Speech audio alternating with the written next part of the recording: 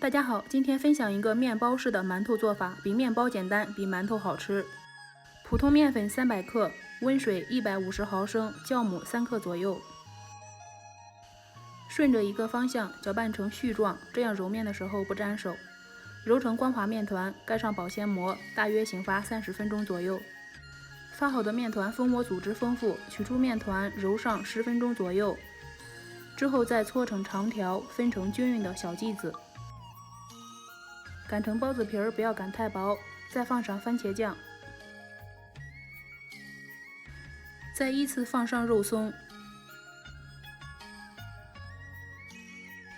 然后像包包子一样把收口收严实，擀成牛舌状，再用刀划几下，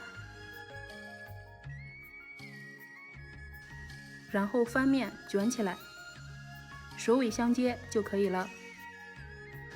盖上保鲜膜，2次醒发至手感发青，然后是冷水上锅，开中火蒸25分钟左右。非常好吃的肉松面包式馒头，做法简单，喜欢的话可以试试哦，真的是超级好吃，口感松软，越嚼越香。谢谢您的观看，我们下期节目再见。